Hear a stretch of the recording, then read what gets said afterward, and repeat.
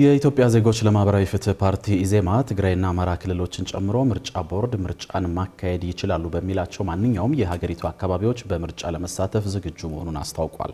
በሀገሪቱ ምርጫን ለማካሄድ እንቅፋት የሚሆኑ እንደ ጸጥታ ችግር እንዲሁም የፖለቲካ ቁርጠኝነትና ሌሎችም ችግሮች እንዳሉ ብረዳም በምርጫው ተሳተፋለሁ ያለው ፓርቲው ይህንን የማደርገው ምርጫ ማካሄድ ለኢትዮጵያ አማራጭ የሌለው ጉዳይ በመሆኑ ነው ሲል ገልጿል። ሪፖርተራችን አቤል አበበ በመጪው ሀገራዊ ምርጫ ላይ ኢዜማ የሰጠውን መግለጫ ተከታትሎ ተከታዩን ዝርዝር ዘገባ አሰናድቷል። መጪውን ሰባተኛውን ሀገራዊ ምርጫ አስመልክቶ የኢትዮጵያ ዜጎች ለማህበራዊ ፍትህ ፓርቲ ኢዜማ በዛሬው ዕለት የሰጠው መግለጫ ምርጫውን ለማካሄድ ፈታኝ የሆኑ ችግሮች ባሉበት ሁኔታ ውስጥም ቢሆን ፓርቲው ሀገራዊ ምርጫ ላይ ለመሳተፍ ስለመወሰኑ የተነገረበት ነበር።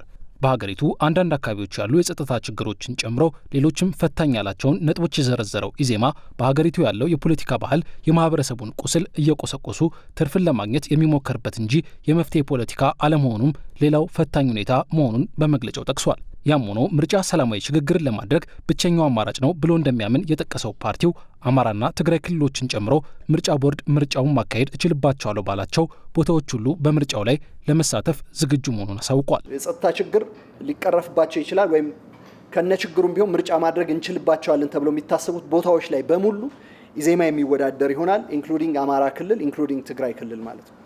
የምንሳተፍበት መጠን በአስቻይ ሁኔታዎች የሚወሰንና የሚገደብ መሆኑ እንደተጠበቀ ሆኖ በአማራ ክልልም በትግራይ ክልልም ምርጫ በሚደረግባቸው አካባቢዎች ሁሉ ምርጫ ቦርድ ምርጫ ማድረግ እችልባቸዋለሁ በሚላቸው የምርጫ ክልሎች ሁሉ ግን እንደ ኢዜማ የምንሳተፍ ይሆናል ማለት ነው። በዚህ መግለጫ ላይ ስለ ምርጫ አስቻይ ሁኔታዎች ተደጋጋሚ ጥያቄዎች የቀረቡለት ኢዜማ ወደ ምርጫ የምገባው ምርጫ ብቸኛ ሰላማዊ አማራጭ ስለሆነ እንጂ ችግሮች ሳይኖሩ ቀርተው አይደለም ሲል ነው የመለሰው። ምርጫውን የምንጀምር በጣም ተግዳሮቶች ያሉበት ምርጫ ነው የሚሆነው።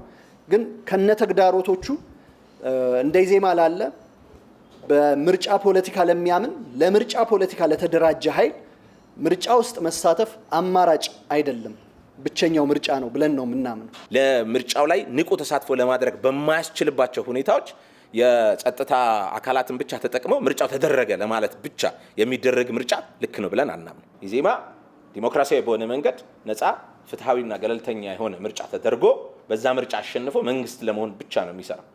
ከሰላማዊ መንገድ ውጪ ያለ የስልጣን ሽግግር ለዚህ ሀገር አይጠቅምም፣ አይበጅም። እንደሱ አይነት ሁኔታ ውስጥም አንሳተፍም።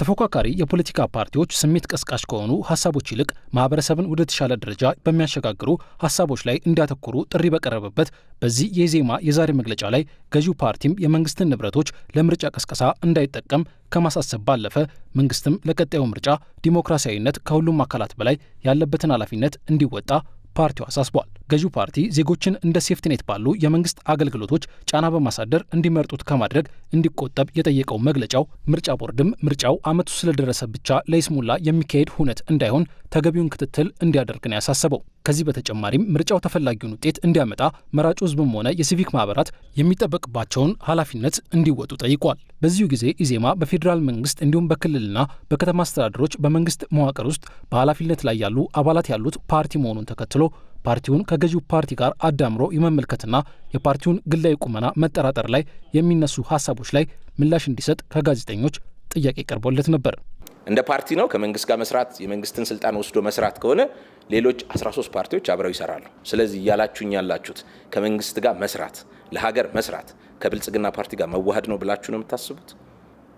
273 ግለሰቦች በአደባባይ ነው የምነግራችሁ፣ በመረጃ ነው። 273 ግለሰቦች ከተለያየ የፖለቲካ ፓርቲ ጋር ይሰራሉ። ብሔራዊ ጥቅምን ታሳቢ ያደረገ እንቅስቃሴ እናደርጋለን። ለምሳሌ የባህር በር ጉዳይን ብልጽግና ስላነሳው ብለን እኛ ብልጽግና ላለመባል ፈርተን ወደ ኋላ አንልም። የገዢው ፓርቲ ስህተቶች ብለን ያሰብናቸውን አንድም በድፍረት ነው የምናገር፣ አንድም አልፈን አናቅም። ስናቀርብ ግን የምናቀርበው ቅድም በተደጋጋሚ እንደተገለጸው በሱ ሰፖርት ለማግኘት ወይም ደግሞ ሴንሴሽናል ለመሆን ሳይሆን የመፍትሄ ሀሳቦች ለመጠቆም ያንን ችግር ለመፍታት ከማለም ነው የሚነሳው የኢዜማ።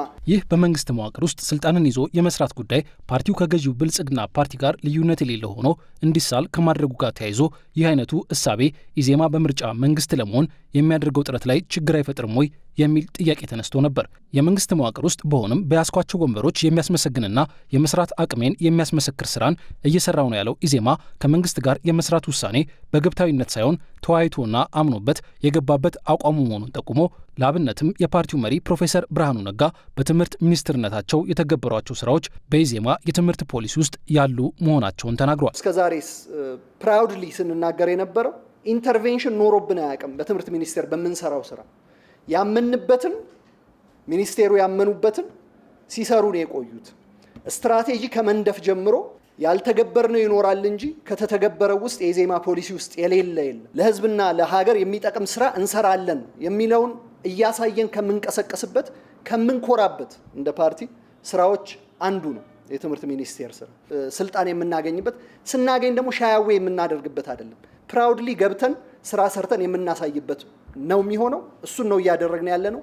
በዛው መንገድ ነው የምንቀጥለው። በመጪው ምርጫ ላይ አሁን ከያዘው 4 የምክር ቤት ወንበር በተጨማሪ በርከት ያሉ ወንበሮችን ለማግኘትና ከተቻለም መንግስት ለመሆን የሚያስችለውን ዝግጅት ላለፉት 5 ዓመታት ሲያደርግ መቆየቱን የጠቆመው ኢዜማ ህግ አውጪ፣ ህግ ተርጓሚና ህግ አስፈጻሚ ከሚባሉት 3 መሰረታዊ የመንግስት መዋቅሮች ጋር መስራትን እንደ ስህተት የሚመለከት የፖለቲካ አስተሳሰብ መታረም ይኖርበታል ሲል አሳስበዋል።